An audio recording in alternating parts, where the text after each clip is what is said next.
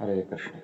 वैष्णव की संगत में रहते हुए नित्य व्यवहार में जब हम वैष्णवों के साथ व्यवहार करते हैं या जो भी आदान प्रदान करते हैं, उस आदान प्रदान में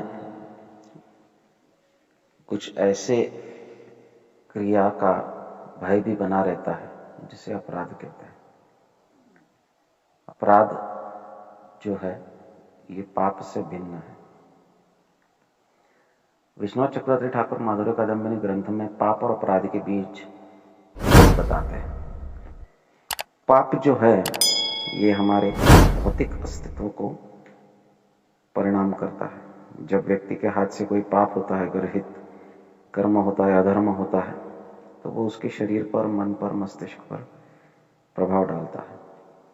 उसे कोई शारीरिक क्लेश का सामना करना पड़ता है या फिर मानसिक क्लेश का सामना करना पड़ता है। ये पाप का प्रभाव है।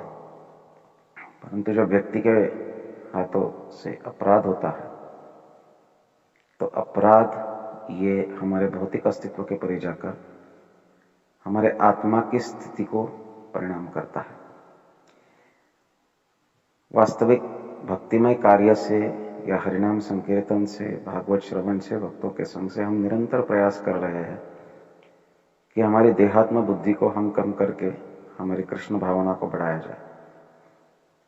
ये कृष्ण भावना को बढ़ाने की प्रोसेस, ये प्रक्रिया, ये एक लंबे हिस्से से चलती है जिसको अनर्थ निवृत्ति कहा जाता है। जो भक्ति के 9 स्तर है, जिसमें श्रद्धा, साधु संग, भजन क्रिया, अनर्थ निवृत्ति, निष्ठा, रुचि, भाव, निष्ठा, रुचि, आसक्ति, भाव, प्रेम इत्यादि है, उसमें ये चौथा जो स्तर है जिसे अनर्थ निवृत्ति कहते हैं, ये बहुत लंबे समय तक चलता है। साधु संग प्राप्त करके हम भजन क्रिया करते हैं श्रद्धा के आधार पर, और भजन क्रिया करने के पश्चात हमारे अनर्थों की निवृत्ति होने लगती है। हमारे काम, क्रोध, लोभ, मोह, मद, मात्सर्य इत्यादि कम होने लगता है और यह अनर्थ निवृत्ति बहुत लंबे समय तक चलता है। जब अनर्थ निवृत्ति पूरी हो जाए तो हमें निष्ठा स्थापित होती है भजन में। निष्ठा के बाद भजन में रुचि आती है। भजन रुचिपूर्ण होने से भजनीय में आसक्ति होती है, भगवान में आसक्ति होती है। आसक्तिपूर्ण भजन ये भाव उत्पन्न करता है, भावपूर्ण भजन प्रेम उत्पन्न करता है। तो ये हमारे भक्ति का परफेक्शन है कि हम भगवान के प्रति प्रेम प्राप्त करें, लेकिन उसके लिए अनर्थों की निवृत्ति होना बहुत आवश्यक है। अनर्थों की निवृत्ति भजन से होती है और अनर्थों की प्रवृत्ति अपराध से होती है। जितना हम अपराध करते हैं उतने हमारे अनर्थ बढ़ते जाते हैं, और जितने अनर्थ बढ़ते जाते हैं उतना ही हमारा जो कृष्ण कॉन्शियसनेस है, जो कृष्ण भावना है, उतनी ही हमारी जो भक्ति के प्रति समर्पित भावना है ये कम होती जाती है। ऐसा क्यों होता है? क्योंकि अपराध ये शरीर के परे जाकर जीवात्मा के कृष्ण भावना या देहात्म बुद्धि के ऊपर असर करता है। जितना अपराध होता है उतना देहात्म बुद्धि बढ़ती है। जितनी देहात्म बुद्धि बढ़ती है उतना हमारा भौतिक आकर्षण बढ़ता है। जितना भौतिक आकर्षण बढ़ता है उतना भक्ति के प्रति हम परावृत्त होते हैं। भक्ति के मय क्रिया के प्रति हमारी रुचि कम होती है, हरिनाम के प्रति रुचि कम होती है, भक्तों के संग के प्रति रुचि कम होती है। तो ये सब जो है ये अपराध की देन है, और ये अपराध जो है ये अनायास हमसे घटते रहते हैं।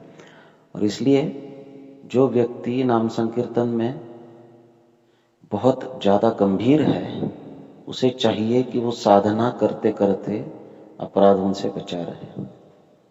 अपराधों में क्या क्या आता है? तो अपराधों में नाम अपराध आते हैं जिसको हम हर रोज गाते हैं।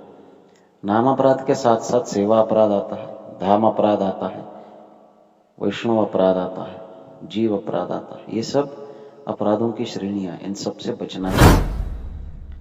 भगवान के प्रति जो अपराध होते हैं जाने अनजाने में, जानबूझकर तो कोई भगवान के प्रति अपराध नहीं करता है। भगवान के एक भक्त भगवान की निंदा तो कभी नहीं करेगा, लेकिन जानबूझकर न किए हुए अपराध और सेवा में अनायास न जानते हुए हुए अपराध, ये भगवान के नाम उच्चारण से नष्ट हो जाते हैं। हरि स्थाने अपराधे तारे हरि नाम। परंतु वैष्णवों के बीच रहते हुए वैष्णवों के प्रति जो हम अपराध करते हैं, वैष्णवों की निंदा करते हैं, वैष्णवों की भर्त्सना करते हैं, वैष्णवों का तिरस्कार करते हैं, जिन भक्तों के साथ हम रह रहे हैं वो भक्त है, वो वैष्णव है। अगर किसी का भी हमारे मन में तिरस्कार होता है, भर्त्सना होती है, निंदा होती है, तो ये अपराध एक बहुत बड़ा स्वरूप ले लेता है। ये अपराध हमारे देहात्म बुद्धि को वर्धित करता है। देहात्म बुद्धि को वर्धित करने का अर्थ है कि वो हम देह है इस भावना को बढ़ाता है, और जब तक ये भावना हम में बनी रहती है तब तक हम भौतिक विषय सुख की वासना से छूट नहीं सकते, उस आसक्ति से छूट नहीं सकते। भौतिक विषय सुख वासना अगर हमसे नहीं छूटती है तो कृष्ण के प्रति भक्ति ये कभी वर्धित नहीं होगी। ये दोनों पत्थर के ऊपर पैर रखकर हम नहीं चल सकते हैं कि हमको भौतिक सुख, भौतिक आनंद भी चाहिए और भक्ति का आनंद भी चाहिए, ये संभव नहीं है। भक्ति जैसे ही व्यक्ति करने लगता है वैसे भौतिक सुख भोग की वासना कम होने लगती है, लेकिन जैसे ही अपराध घटते हैं वैसे ही भौतिक विषय सुख की वासना जो है वो हम में वर्धित होने लगती है। तो ये दोनों तरफ का फोर्स है। भक्ति से वासना कम होती है तो अपराध से वासना बढ़ती है। भक्ति से देहात्म बुद्धि कम होती है तो अपराध से देहात्म बुद्धि बढ़ती है। ये उसी प्रकार है कि हम घर को साफ कर रहे हैं, कचरा निकाल रहे हैं, लेकिन दरवाजे खिड़की खुली है, हवा आ रही है तो हवा के साथ साथ और अधिक धूल भी अंदर आ रही है, या पंखा चल रहा है तो जो झाड़ू हम लगा रहे हैं वो धूल इधर उधर फिर से बिखर कर घर गंदा ही रहता है। जब भी हम घर को साफ करते हैं तो अधिक कचरा अंदर आने से पहले रोकते हैं, तभी अंदर का कचरा साफ होगा। तो अधिक कचरा रोकने के लिए इन अपराधों से बचना चाहिए, तभी हमारे भक्ति भजन का असर हमारी चेतना पर होकर हम शुद्ध कृष्ण चेतना में स्थापित हो सकते हैं। भक्ति बिना वैष्णव कृपा के प्राप्त करना केवल असंभव है। भगवान चाहे भी तो किसी जीव को भक्ति प्रदान नहीं कर सकते, वो केवल और केवल वैष्णव की कृपा से प्राप्त होता। तो जो वस्तु हमें वैष्णव की कृपा से प्राप्त होने वाली है वो वैष्णवों के प्रति अपराध करने से कैसे प्राप्त होगी? यही विचार शास्त्र में रखा गया है। यही हमारे आचार्य बार बार हमें समझा रहे हैं कि अपराध शून्य होकर जब हम हरिनाम लेंगे तो ही हमारी भक्ति का आनंद जो है, जो वास्तविक भक्ति का आनंद अनुभव करने की बात आती है। बहुत बार भक्त पूछते हैं 15-20 साल हुए, कुछ हो ही नहीं रहा, कुछ अनुभव नहीं हो रहा है। उसके पीछे का ये मूल कारण है हमारे अपराध।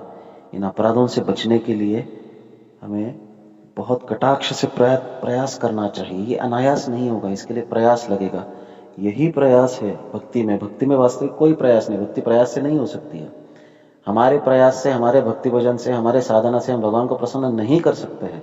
भक्ति एक कृपा का मार्ग है, परंतु प्रयास किस लिए चाहिए? प्रयास चाहिए जिससे कि हम अपराधों से बच सके, हम वैष्णवों की निंदा नालस्ती से बच सके, वैष्णवों की तिरस्कार से, भर्त्सना से बच सके। करेंगे तो भक्ति भजन में बहुत जल्दी, बहुत शीघ्र हमारी भावना में हम आगे बढ़ सकते हैं और कृष्ण भावना में स्थित होकर भगवान की भक्ति का आनंद उठा सकते हैं।